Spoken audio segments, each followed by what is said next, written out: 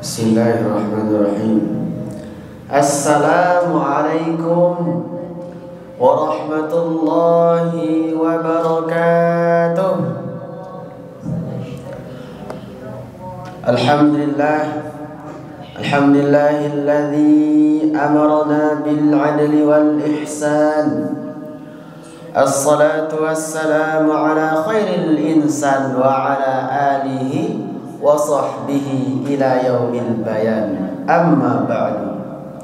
Pertama-tama, tiada kata yang pantas kita ucapkan melainkan kalimat puja dan puji syukur kita kepada Allah Subhanahu wa taala, yang mana yang telah memberikan kita beribu-ribu nikmat, yang jikalau kita berusaha menghitung nikmatnya Allah, niscaya seperti menghitung bintang-bintang di angkasa.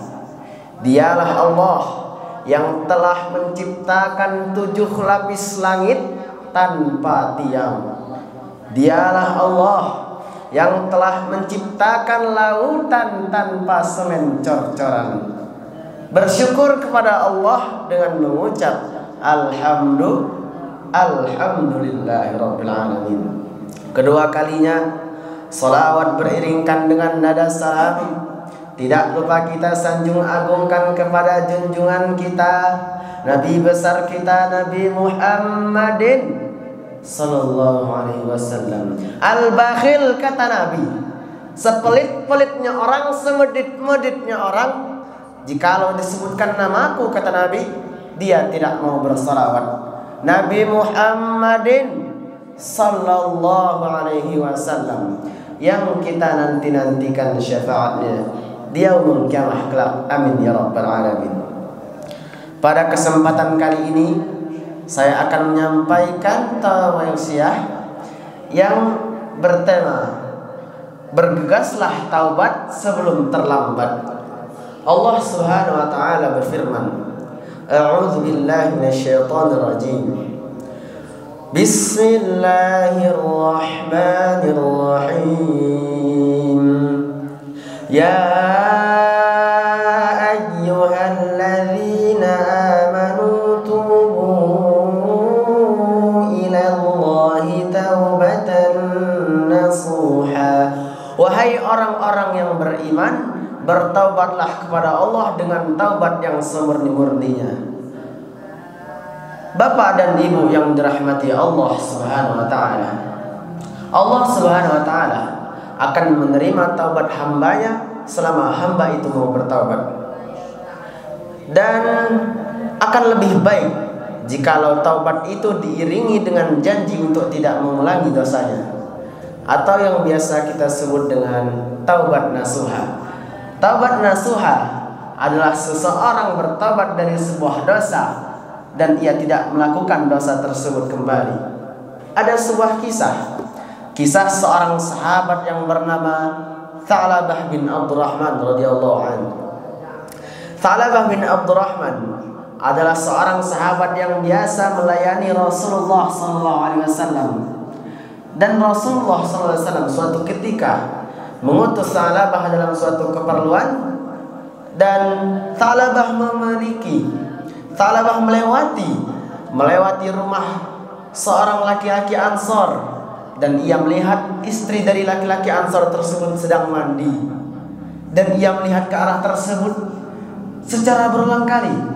Maka karena itu ia takut bahwa ayat Allah akan turun mengenai dirinya, maka ia melarikan diri keluar Madinah, bersembunyi di sebuah gunung di antara Makkah dan Madinah.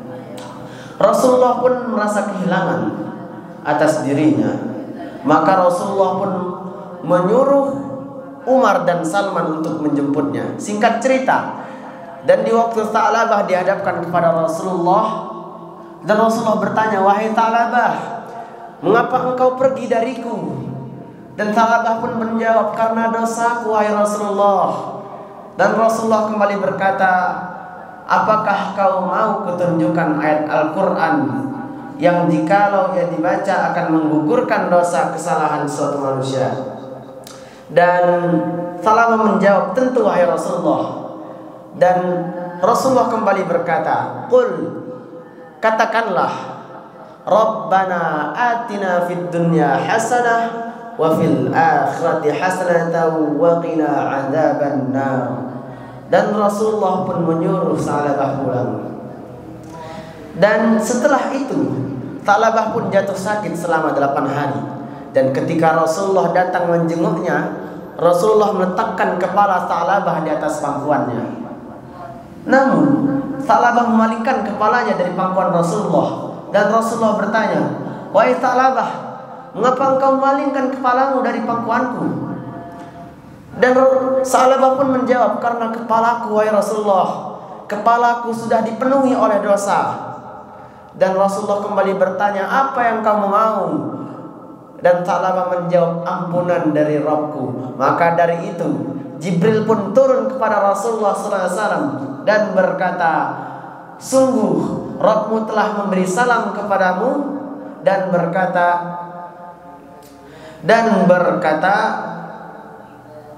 "Andai kata hambaku ini kembali kepadaku dengan membawa kesalahan sepenuh bumi, maka aku akan menyambutnya dengan ampunanku sepenuh bumi pula." Masya Allah, Bapak dan Ibu yang dirahmati Allah SWT.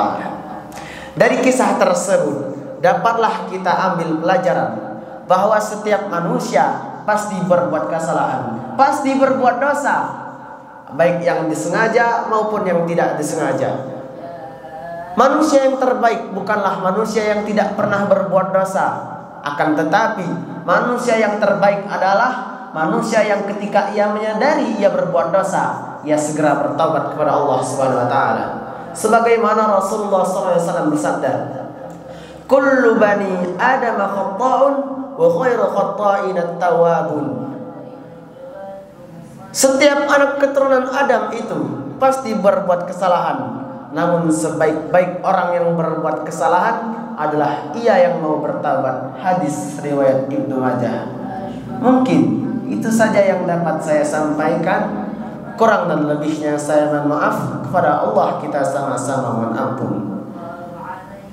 Syukran. Wassalamualaikum warahmatullahi wabarakatuh.